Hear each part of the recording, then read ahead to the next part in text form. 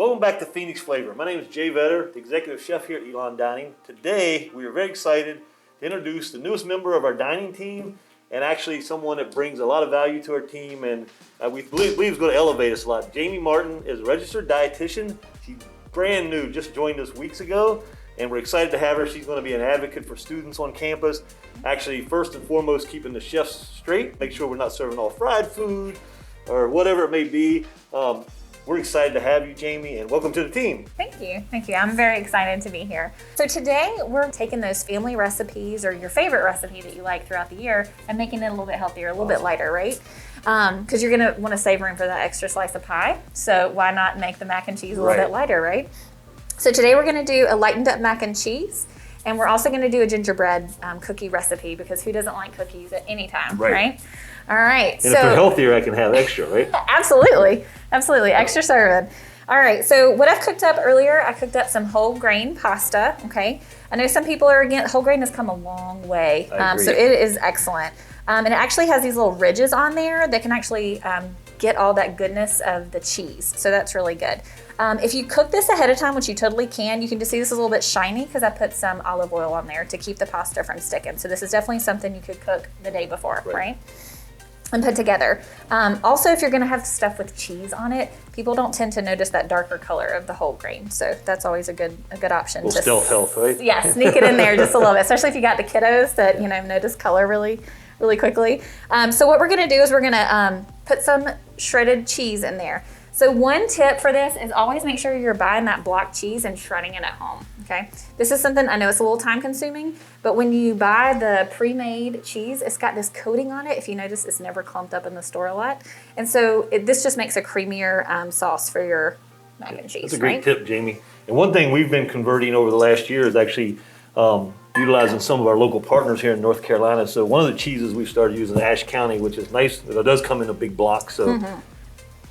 Absolutely. And this is something too, if you've got smaller children, this is something that they could get in there with, or if you've got somebody who's not always handy in the kitchen, like a roommate or a friend, you can get them in there shredding your cheese for you, right? All right, so we have our cheese in our mixture, and then what we're gonna do is we're going to put our liquid ingredients in there, okay? So what this is, your basic Southern casserole. We've got some milk in there. We would have had sour cream in there, but what we're gonna do is we put Greek yogurt in there, the plain Greek yogurt.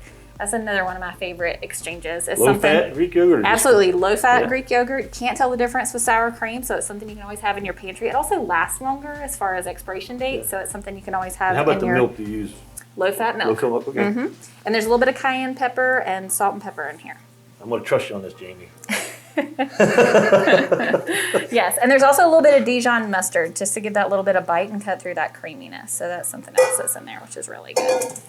All right, so all of our ingredients, as far as the cheese, it just needs to melt and get yummy, ooey gooey. And then our pasta is already cooked. So this is something, I know some people are like, oh, mac and cheese is dried out. It's not good. We're just heating this through. Right. So you really don't need to overcook it. You don't need to go 45 minutes unless you forget about it. So all it needs to be is heated through once you put it in that dish. Now, does the wheat pasta, do you know, does it react differently as far as absorption of this sauce? It does. It does. So it's something that you definitely want to mix up right before you put it in the oven. Okay. This is not something you would let sit in the fridge overnight. Because I know I do my mac and cheese. I mix it all up, leave it in the fridge overnight, and then bake it off. Yes, yeah. If you do that with whole grain pasta, it's going to swell a lot, and you're not going to have any liquid left, and it will be the dry and nasty. All right. So then we have to get our pan spray real quick, and we're going to spray our pan. And you want to spray it really good because nobody wants to do extra dishes.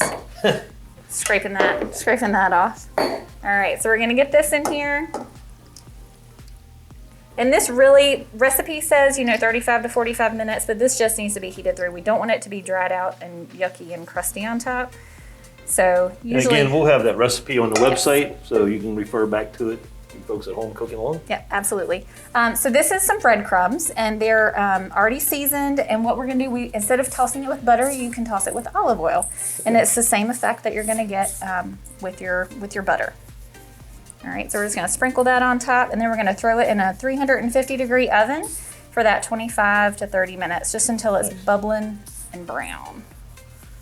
That's gonna be really good. So what are the major differences by doing it this way from a dietitian or a health and wellness Absolutely. So standpoint? we're lowering their fat because we're taking out that full fat sour cream. We're taking out the full fat milk. We're adding those lower fat options, lower fat cheese.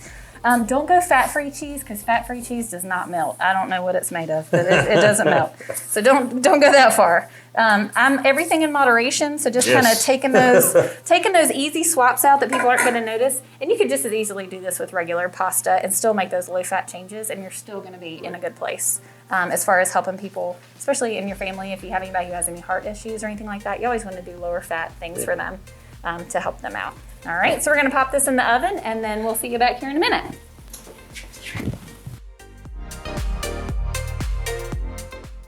All right, so we're back. It's been about 30 minutes. We're gonna check on our mac and cheese. Very excited here. And one thing while she's checking, I will remind you guys, Jamie's on our website. So if you go to there, so again, if you're a student at Elon or even faculty and staff and you're having some concerns or you just want to navigate the dining halls or any of our dining or even just looking for advice, Jamie can help you navigate allergens, dietetic needs. Just again, if you're just looking for some advice to eat healthier, absolutely. Jamie's a great resource that just comes with part of your being an Elon student. So again, check out the website, Jamie Martin, and she's a great resource. Yes, absolutely. I'm here to help. All right, so we're going to get into this mac and cheese. We're going to take a big, and so we've got all this ooey gooey goodness going on here.